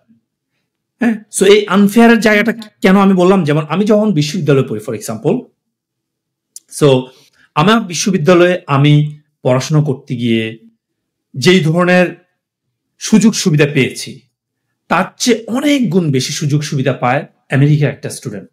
হ্যাঁ, আমেরিকা একটা ইভেন মনে করেন যে যেটা স্টেট লেভেলের একটা ইউনিভার্সিটি, হ্যাঁ আমি একেবারে টপ 50 ইউনিভার্সিটিতেও যাই নাই, টপ 100 ইউনিভার্সিটিতেও যাইনি, স্টেট লেভেল ইউনিভার্সিটি, তাদের যে অ্যারেঞ্জমেন্ট, তাদের যে ফ্যাসিলিটি, তাদের মনে করেন যে ল্যাবরেটরির মান, তারা যে ধরনের ফ্রেন্ড পায় বা ইভেন শিক্ষক, সবকিছু মিলিয়ে টোটালি মনে করেন যে ডিফারেন্ট।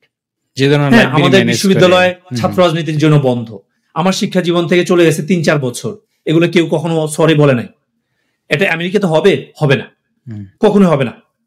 আমার শিক্ষকরা এই যে লাল দল সাদা দল নীল রাজনীতি করে না, কিন্তু লাল সাদা নীল দল। এখন আমি যখন স্টুডেন্ট ছিলাম আমি কি এগুলো বদলাতে পেরেছি? পারিনি, সত্যি কথা যেটা। I feel sorry, still sorry, but আমি পারিনি।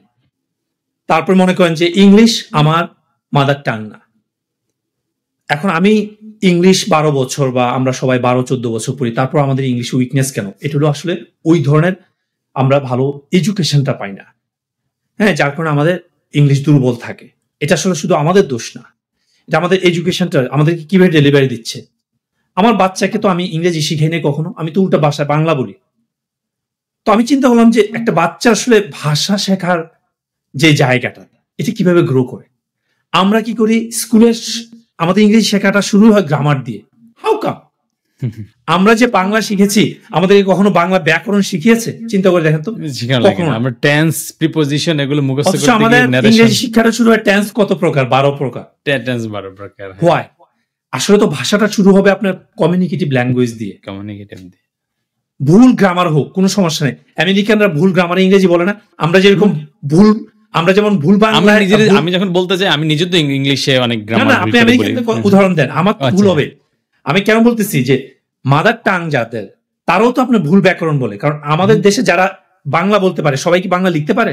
নো, না, লিখতে পারে না। অথবা গ্রামার ঠিক করে বলতেছে এর কয়জন? না, অনেকে তো পড়তে পারে না বাংলা, না, কিন্তু বলতে তো পারে, because it's mother tongue. That's why সবাই কিন্তু আপনি পড়তে পারে না, লিখতে পারে না। এবং যার কারণে যখন বলতে যায়, ইভেন অনেক শিক্ষিত মানুষ যখন বলতে যায়, তখন কি সে সবসময় গ্রামার মেনটেন করে বলতেছে? নো। ভাষা হবে কমিউনিকেটিভ, শিক্ষাটা হবে আগে কমিউনিকেটিভ ল্যাঙ্গুয়েজ। আমরা এটা না করে কি করেছি, গ্রামার কিন্তু রিটেন ফর্মে আসে, আমরা আগে আপনার ধরিয়ে দিচ্ছি বাচ্চাদেরকে গ্রামার। এটা হবে না। এনিওয়ে, আমি আলোচনা যেটা ছিলাম সেটা হলো, এখন আমাকে আলাদা করে ইংরেজি শিখতে হয়েছে, আইএলটিএস দিতে হয়েছে, টোফেল দিতে হয়েছে। আমেরিকান একটা স্টুডেন্টকে কি টোফেল দিতে হয়? নো, বিকজ টোফেল আইএলটিএসটা হলোই শুধু ইংলিশ সেকেন্ডারি ল্যাঙ্গুয়েজ তাদের জন্য। হ্যাঁ, ইংলিশ ল্যাঙ্গুয়েজ টেস্ট। এদেশের ছেলেমেয়েরা জিআইটি দেয়, এসএটি দেয়, ঠিক আছে, কিন্তু ওদেরকে টোফেল দিতে হয়। এখন চিন্তা করে দেখেন, আমি যখন পিএইচডি করতে গেলাম, আমাকে কিন্তু ঠিক ওই গ্রাউন্ড থেকে আসা একটা স্টুডেন্টের সাথে কিন্তু আমাকে ফাইট করতে হচ্ছে, পাবলিকেশন করতে হলে, রিসার্চ করতে হলে। কারণ আমি যখন জার্নালে পাবলিশ করতে যাব, তখন কিন্তু আমাকে বলে দিচ্ছে না যে তুমি কি বাংলাদেশ থেকে আসছো না আমেরিকা থেকে আসছো।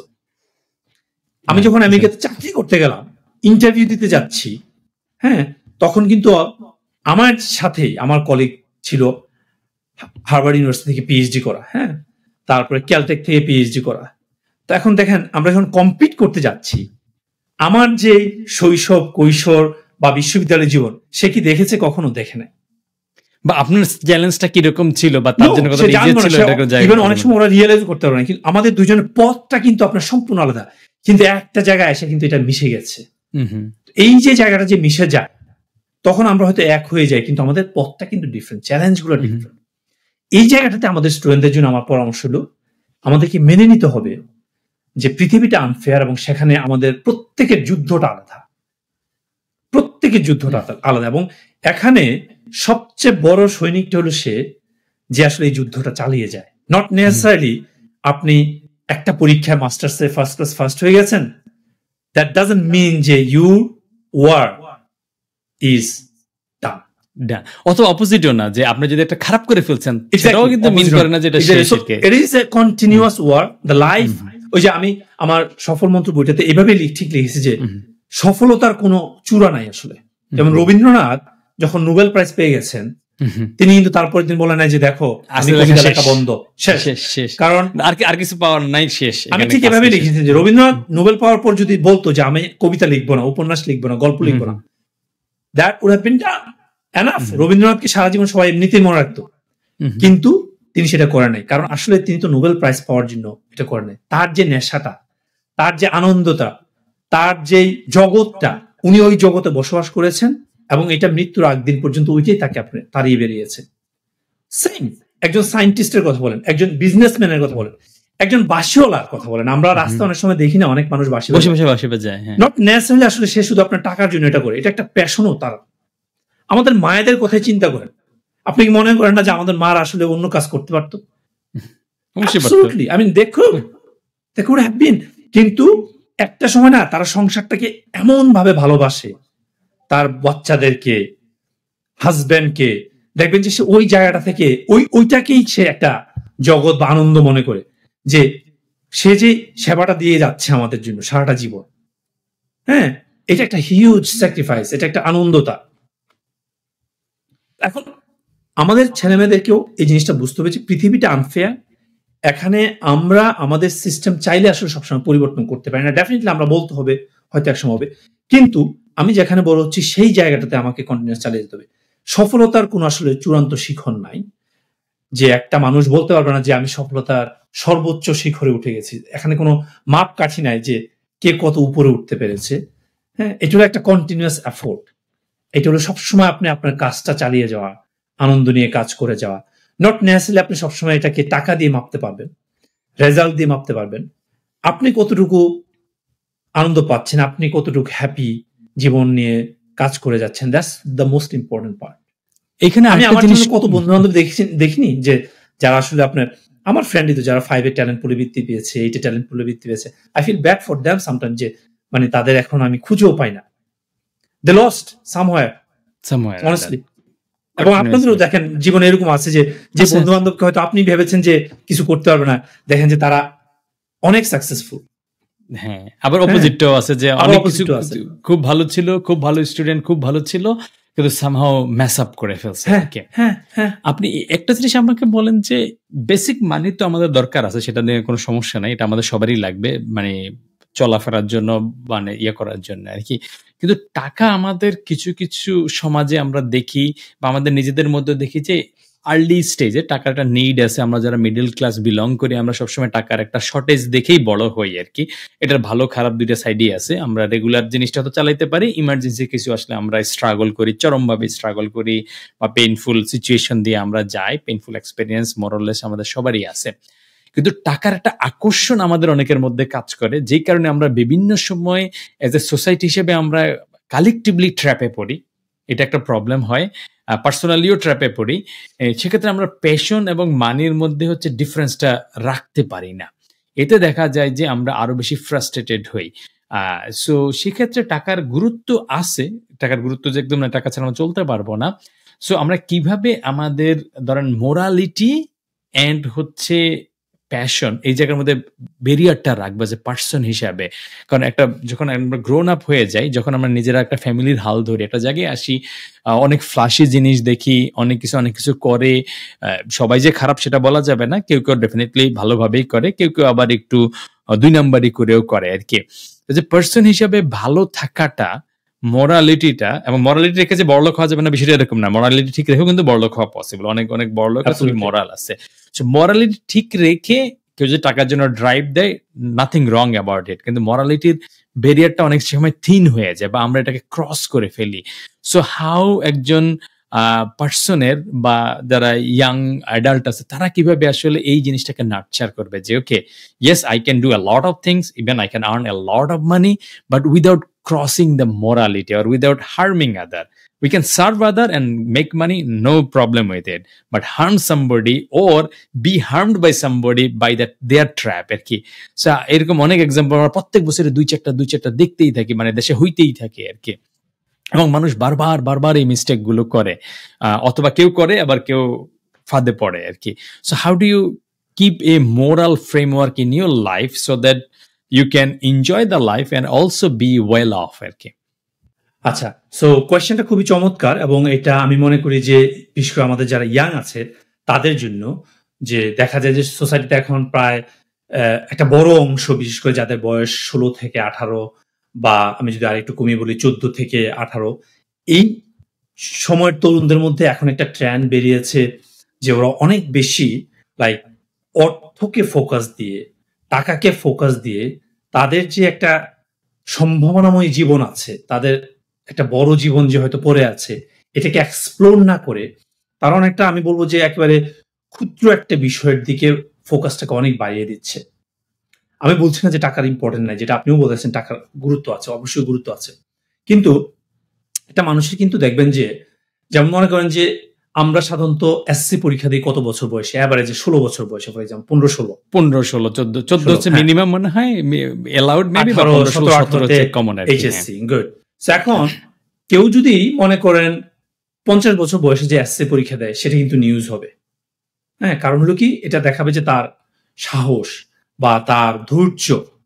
কিন্তু সমাজে সবাই যদি 50 বছর বয়সে এসএসসি পরীক্ষা দিত, তাহলে কি হতো? না, তাইলে তো হইলো না আর কি। বেসিক্যালি এটা ফাংশন করে না। হ্যাঁ, এটা ম্যাসাকার। সো তরুণদের কিছু বিষয় বুঝতে হবে যে আমাকে গড়ার বা ফান্ডামেন্টাল কিছু বিষয় আমার ভিতরে তৈরি করার একটা সার্টেন টাইম আছে। আমি যদি ওই টাইমটা ক্রস করে ফেলি, আমার টাকা থাকলেও কিন্তু আমি আর এই সময়টাকে পাবো না। আপনি মনে করেন যে 20 বছর বয়সে, 22 বছর বয়সে আন্ডার গ্রাজুয়েট করবেন, আপনি কিন্তু একজন ইউটিউবার হতে পারবেন 22 বছর বয়সে গিয়েও, ইভেন 50 বছর বয়সে গিয়েও। আপনি কিন্তু 50 বছর বয়সে গিয়ে কয়জন মানুষ আবার আন্ডার গ্রাজুয়েট করতে পারবে, বা ওই ধরনের পেশেন্স, মানে পেশেন্টটা তার থাকবে, ধৈর্যটা থাকবে, ইভেন ব্রেইনও কিন্তু আপনি তখন কাজ করে না। সো আমার কথা, আমি এর আগে এই বিষয়গুলো লিখেছি যে আমার কথা হয়তো অনেক ইয়াংরা পছন্দ করে না, কিন্তু আমি বলি যে যাদের বয়স 20-22 বছর পর্যন্ত বা ইভেন 25 বছর পর্যন্ত, তাদের আসলে মূল ফোকাসটা হওয়া উচিত সে আসলে কি করতে চায় সেটার উপর। আমি বলছি না সবাই পড়াশোনা করতে হবে। সে যদি মনে করে যে আমি বিজনেসম্যান হব, তাহলে জাস্ট এটা নিয়ে আসলে আগে পড়াশোনা বলতে আপনি যেটা বোঝাচ্ছেন একাডেমিক পড়াশোনা, মানে বিজনেস বা অন্যান্য জিনিসে তাকে কিন্তু এক্সপ্লোর করতে হবে। কাজী নজরুল ইসলাম কিন্তু একাডেমিক পড়ে নাই, বিষয় আছে। হ্যাঁ, বিজনেস কিন্তু এমন না যে আপনি করলেন আর হয়ে গেল। বিজনেসও প্রচুর জিনিস শেখার আছে, অবশ্যই প্রচুর উত্থান পতনের বিষয় আছে, এক্সপিরিয়েন্সের বিষয় আছে। Experience itself is a big learning. হ্যাঁ, আমরা এটাকে লার্নিং হিসেবে নিই না কেন, এটা একটা বিগ লার্নিং অফকোর্স। হ্যাঁ, এই এক্সপিরিয়েন্স গুলি তো আসলে বইয়ে যখন তুলে দেওয়া হয় তখন আমরা এটাকে বলি যে টেক্সট বুক। হ্যাঁ, কিন্তু এক্সপিরিয়েন্স তো অনেক বড় লার্নিং। এখন তাদেরকে আসলে ডিসাইড করতে হবে যে আমি আসলে কোন জিনিসটাকে পছন্দ করি। আপনি একজন শিল্পী হতে চাবেন, আপনার কিন্তু এটার জন্য কিন্তু একটা সময় দিতে হবে, ওই এক্সপ্লোর করতে হবে। এখন আপনি যদি মনে করেন যে 16 বছর বয়সে একটা ইউটিউব ভিডিও বানিয়ে মাসিক 50,000 টাকা ইনকাম করাটাকে অনেক বড় করে দেখেন, আপনি হয়তো ভুল করছেন। কেন? কাজী নজরুল ইসলামের মাসিক ইনকামও হয়তো আপনার 50,000 টাকা ছিল না। দ্যাট ডাজন্ট মিন আপনি কাজী নজরুল ইসলামকে ক্রস করেছেন। হ্যাঁ, বাংলাদেশে এরকম, বাংলাদেশ না পৃথিবীর এরকম অনেক বড় বড় সাকসেসফুল পিপল আছে যারা হয়তো জীবনে দেখবেন যে হ্যাঁ 1 বছরে 5 লাখ টাকা ইনকাম করতে পারেন।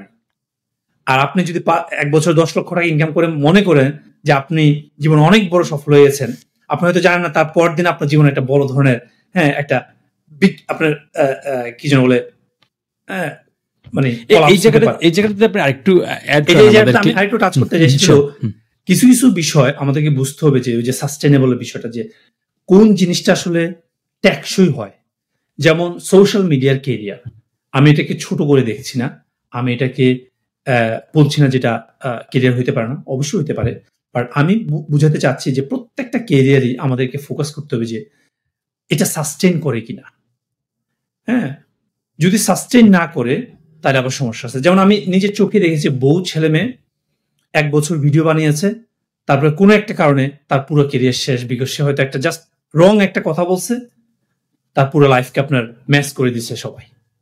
সেটা হইতে পারে পার্সোনাল চ্যালেঞ্জ, বা ইউটিউব থেকে মনে করেন যে ব্লক করে দিল, ফেসবুক থেকে আপনার পেজ উধাও হয়ে গেল, এরকম হয়নি? অনেক অনেক। আমরা যখন দেশের ফার্স্ট রাউন্ডের ইউটিউবারদেরকে দেখছি তাদের মধ্যে 90% কিন্তু নাই, এবং সেকেন্ড রাউন্ডে যাদেরকে দেখছি তারাও না। কারণ আমি যেহেতু এই বেসটা থার্ড জেনারেশন ইউটিউবারদের মধ্যে ইভলভ হচ্ছে, কিন্তু ফার্স্ট জেনারেশন আমরা সবাই জানি কম বেশি যাদেরকে আমরা ফার্স্ট জেনারেশন ইউটিউবার দেখছি ম্যাক্সিমাম হচ্ছে ইনঅ্যাক্টিভ, ডিঅ্যাক্টিভ, অথবা ম্যাস আপ করে ফেলছে এদিক ওদিকে, পার্সোনাল, ফ্যামিলি অথবা কোন একটা কিছুতে। সেকেন্ড জেনারেশনও ম্যাক্সিমাম আউট হয়ে গেছে, সো সামহাউ কিন্তু স্ট্রাগল করতেছে। অনেকে পড়াশোনাটাকে ওভারলুক করে অথবা এটাকে আন্ডাররেটেড মনে করে, কিন্তু পড়াশোনাটা আসলে কি, এটা কিন্তু শুধু চাকরির জন্য না। এই জিনিসটা আমাদের সোসাইটিতে তৈরি করানো যায় না কনসেপ্টটা, যে এডুকেশনটা আসলে আপনাকে কি দেয়। যেমন এই যে মনে করেন যে ম্যাথ, আমি বললাম যে কেন শিখবেন, আপনার চাকরি করার দরকার নেই, কিন্তু দেখেন ম্যাথ আপনাকে আপনার আনকনসিয়াস লেভেলেই আপনাকে প্রচুর লজিক ঢুকিয়ে দিয়েছে আপনার ব্রেনে, যেটা আপনি আনকনসিয়াসলি করতেছেন। হ্যাঁ, তারপর আপনি যে স্কুলে গিয়েছেন, এটা আপনাকে একটা কি শিখিয়েছে, পাংচুয়ালিটি শিখিয়েছে, ডিসিপ্লিন, রাউন্ড দ্য ক্লক কাজ করতে শিখিয়েছে। হ্যাঁ, এই যে আপনি বারবার ঘুরে দেখে বলেন, ও আই এম বিজি, আমাকে এটা করে ফেলতে হবে, কেন? আপনি তো এটা ছোটবেলা থেকে করে আসতেছেন, প্র্যাকটিস। আপনি যে ক্লাসে গিয়েছেন, এটা আপনাকে কি শিখিয়েছে? Team work. নাহলে চিন্তা করে দেখেন, আপনি শুধু মারামারি করতেন সবার সাথে, আপনি সেটা করতেছেন না। আবার ইন্টারঅ্যাক্ট করা, বাসা থাকলে আমি অপরিচিত মানুষের সাথে ইন্টারঅ্যাক্ট করতাম না, বা এক্সাম দেওয়া, একটা ডেডলাইন সেট করা, আমি যে এক্সামের জন্য প্রিপারেশন প্রস্তুতি নেব, এটাতে আউটপুট করবো, আমার একটা টাস্ক দেওয়া হয়েছে, এটা আমি করতে পারি কিনা, ভালো করি খারাপ করি, এই টাইপের কিছু বিষয় আছে। অন্যরা আমাকে অ্যাসেস করতেছে, সেখানে আমি কিভাবে কাজ করতেছি, এই জিনিসগুলো কিন্তু আমাদের লাইফ লেসন হিসেবে। অনেকে মনে করে যে ড্রপ আউট মানে খুবই চমৎকার একটা জিনিস, এটা হয়তো মেবি 0.001% জন্য চমৎকার জিনিস, কিন্তু 99% মানুষ কিন্তু স্কুল কলেজ ছাড়া তারা এই ফ্রেমওয়ার্কটা সেলফ লার্ন করে উঠার জায়গাটা পাবে না। স্কুল পালায় রবীন্দ্রনাথ হইতে পারবে না। এবং নজরুলের উদাহরণ দেয়, এবং এই উদাহরণটাও ভুল। যেমন নজরুল হয়তো আপনি স্কুলে যায় নাই, but he had that ability যে he was able to learn by himself. কথা বলি না, মানে তার কবিতার ভিতরে যে শব্দগুলো আসছে, এগুলো সে কই পাইছে? এগুলো নিচে সে তো আপনার সাথে স্কুলে যায় না, হয়তো সে রুটির দোকানে, কিন্তু একটা মানুষের লার্নিং, মানে ওই যে আমরা বলি না যে কুইক লার্নিং অ্যাবিলিটি, যেমন বিজনেস দেখবেন বা কর্পোরেটে দেখবেন যে কথাটা বলা হয় যে একজন মানুষের যদি কুইক লার্নিং অ্যাবিলিটি না থাকে, তাকে নিতে চায় না। কেন নিতে চায় না? বিকজ আপনি যখন একটা কর্পোরেট লেভেলে কাজ করবেন, তখন ক্রস ফাংশনাল টিমের সাথে কাজ করতে হয়। দ্যাট মিনস আপনি যে এরিয়াতে এক্সপার্ট, এটা ছাড়াও এখানে অন্যান্য অনেকগুলো ফিল্ডের এক্সপার্ট লোক থাকবে, তাদের সাথে আপনি কাজ করে কিভাবে কুইকলি আপনার অ্যাডপ্ট করবেন এনভায়রনমেন্টটা, কিভাবে অন্যদের কাছ থেকে লার্ন করবেন, একটা লেকচার শুনে কিভাবে লার্ন করে ফেলবেন অন্য ফিল্ডের জিনিসগুলো, এগুলো ইম্পর্টেন্ট। যে কাজী নজরুল ইসলামের কুইক লার্নিং অ্যাবিলিটিটা ছিল কিভাবে, সে দেখেন গেছে যুদ্ধ করতে, প্রথম বিশ্বযুদ্ধে কাজী নজরুল ইসলাম অংশগ্রহণ করেছিল, এবং সে যুদ্ধ করতে গিয়ে ওই যুদ্ধের ক্যাম্পে থাকাকালীন, এটা আমি যখন পড়েছি আর কি, যে সে আপনার এই ফার্সি ভাষা শিখেছে। একটা মানুষ আপনি কি পরিমাণ প্যাশন থাকলে যুদ্ধ করতে গিয়ে লার্ন করে, আর আমি তো মানে স্বাভাবিক জীবনযাপন করে একটা জিনিস শিখতে চাই না। তো তার এই অ্যাবিলিটিটা দেখেন যে সে কি করেছে, আগে কিউরিওসিটি বা প্যাশন ইন্টারেস্ট ছিল বলে সেটা করছে, কি লেভেলের, এবং শুধু শিখেই না, সেটাকে আবার ইউটিলাইজ করেছে কিভাবে। বাংলা ভাষায়, আমি যদি ভুল না বলে থাকি, অনেক আগে পড়েছিলাম তো এগুলো, বাংলা ভাষায় আপনার ওমর খৈয়ামের কবিতা বোধহয় সর্বপ্রথম এই কাজী নজরুল ইসলামী আপনার মূল ফার্সি থেকে অনুবাদ করে, হতে পারে আর কি। হ্যাঁ, হতে পারে। হ্যাঁ, তো আপনি চিন্তা করে দেখেন যে একটা মানুষের ধৈর্য বা শেখার যে আগ্রহ, এটা কোন পর্যায়ে থাকলে, তো এইসব মানুষকে তো আপনি মানে যেটা ধরে দেবেন এটাই শিখতে পারবে। সেই স্কুলে জানে তো কি হয়েছে, সেলফ লার্নিং, লার্নিং এর থেকে মাপ নাই। একাডেমিক পড়াশোনা করতে হচ্ছে একটা ফ্রেমওয়ার্ক, যেটা দিয়ে হচ্ছে অনেক ছেলে পেলে করাটা সুবিধা হয়। এটা করা হয় এই কারণে যে আসলে সোসাইটি সবাই তো সেলফ লার্নার হতে পারে 95% 1% ফর এক্সাম্পল 1%, কিন্তু এই যে এডুকেশনাল যে কাঠামো, এটা তো কেউ দাবি করে না যেটা একেবারে শতভাগ ভালো, কিন্তু এই একাডেমিক যে স্ট্রাকচারটা বিল্ড করা হয়েছে সারা পৃথিবীতে, যে সোসাইটির সবগুলো মানুষকে আপনার সুযোগ দেওয়া যায়, শিক্ষিত করা যায়, ওই কনসেপ্ট থেকে আসলে আসছে। সো আপনার অনেক সময় নিলাম, আমরা অনেক কিছু জানতে পারলাম আপনার কাছ থেকে। আমরা লাস্ট যদি আপনাদের যে ইয়াং জেনারেশনটা আছে, খুবই এনার্জেটিক, খুবই স্ট্রং উইলের একটা ইয়াং জেনারেশন আছে, তাদের কাছ থেকে ডেফিনেটলি আমরা অনেক অনেক এনকারেজমেন্ট পাই, অনেক কিছু কন্ট্রিবিউশন তাদের কাছ থেকে আমরা পাচ্ছি, হুইচ ইজ গ্রেট। আমরা ডেফিনেটলি ইয়াং জেনারেশনের কাছে আমরা কৃতজ্ঞ, মেবি থ্যাঙ্কফুল টু দেয়ার ইয়াংনেস এবং ইয়াং অ্যান্ড ওয়াইল্ডনেস আছে, এটা তো ভালো জিনিস তো অবশ্যই। আবার এটাতে হয়তো কিভাবে আমরা লং টার্মে ভালোভাবে কাজে লাগাইতে পারি এই বিষয়ে যদি আপনার পার্সোনাল কোনো সাজেশন, এটা কেউ নিবে কি নিবে না সেটা তার পার্সোনাল ওপিনিয়ন, এটা আপনি এজ এ পার্সন হিসাবে হয়তো কিভাবে এই ইয়াং এবং ওয়াইল্ডনেসটাকে লং টার্মে একটা ইম্প্যাক্টফুল জিনিসে কনভার্ট করার আপনি যদি আপনার ক্ষমতা থাকে, আছে কিনা আমরা জানি না, যদি থাকতো আপনি কিভাবে গাইড করতেন আর কি। এখন অন্যরা এটাকে ভালো নেক খারাপ নেক সেটা তার পার্সোনাল হিসাব, আপনি কিভাবে হয়তো if you could have done guide them to utilise in the best long term impact.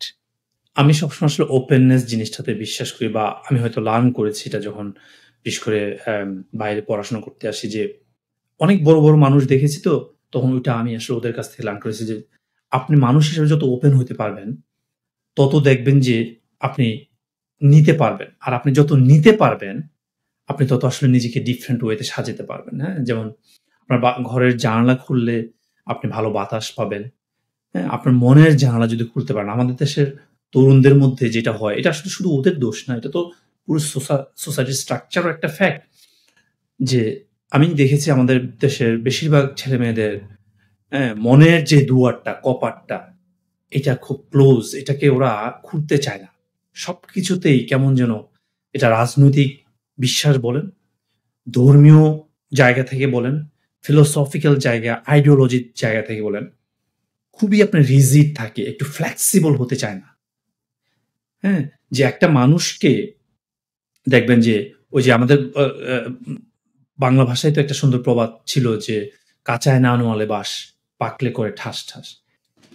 Basically এটা এটা একই ধরনের আরো অনেক প্রবাদে আছে, যে আপনি কাদামাটির একটা দিয়ে যত সুন্দর করে একটা ভাস্কর্য তৈরি করতে পারবেন, একটা মাটি যখন সলিড থাকে এটা দিয়ে আপনার করা যায় না, শুকায় গেলে করা যাবে না।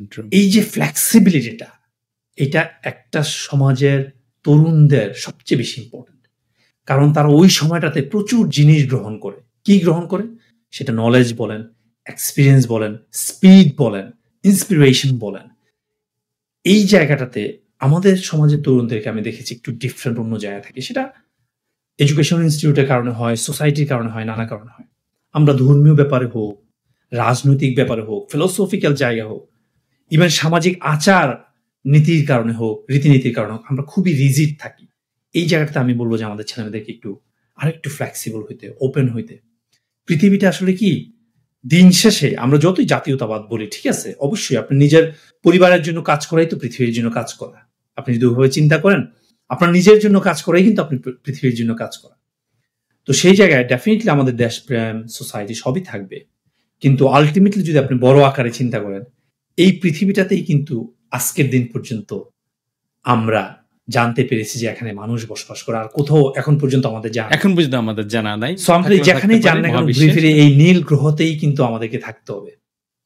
সো আমরা যদি আসলে ওপেন হই আরেকটু, আমরা যদি অন্যদেরকে স্পেস দেই, অন্যদের কথা শুনি, অন্যদের ভাবনাকে আপনার বেড়ে ওঠার সুযোগ দেয়, এটা আসলে নিজের ভাবনাকে বা নিজের বিশ্বাসকে আসলে রিস্কে ফেলে দেওয়া না, বরঞ্চ এটাকে আসলে আরো বড় করার জায়গা। সো আমরা অনেক সময় মনে করি কি, আমি যদি অন্যকে সুযোগ দেই তাহলে আমি বোধহয় শেষ, বা আমি দুর্বল হয়ে হারিয়ে যাবে, আমি দুর্বল হয়ে গেলাম, বা আমি নতি স্বীকার করে ফেললাম, তার সত্যটাকে আমি জোর করে হলো মিথ্যা প্রমাণ করার চেষ্টা করি। রাইট, এই জায়গাটা আমাদের আসলে প্রচুর ওপেননেস হওয়া দরকার। আমাদের উচিত যে গ্রহণ করা, এক কথায় যে সব জায়গা থেকে মানুষ যত গ্রহণ করে সে তত আসলে বাছাই করার ভালো সুযোগ পায়। সো এটাই আমার আসলে সাজেশন থাকবে, যে ওপেননেস খুবই ইম্পর্টেন্ট একটা বিষয়।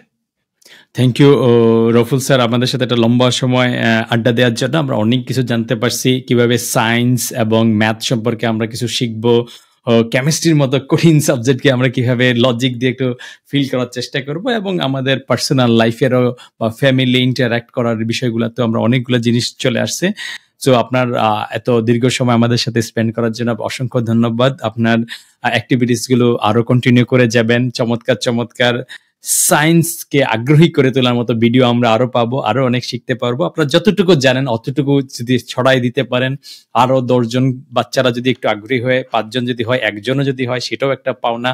সো আপনি এটা আরো অনেক কন্টিনিউ করবেন, এবং আমাদের জন্য যতটুকু আপনার ব্যস্ত সময়ের মধ্যে বের করতেছেন আমাদের জন্য, সেটার জন্য আমরা অবশ্যই আপনার কাছে থ্যাঙ্কফুল। এটা আরো অনেকদিন চলবে, এবং আপনার সুস্বাস্থ্য কামনা করি। ইনশাআল্লাহ আবার থ্যাংক ইউ কথা সো হবে। মাচ। ভালো থাকবেন, থ্যাংক সুস্থ ইউ সো মাচ। থাকবেন। আল্লাহ ভালো হাফেজ। থাকবেন।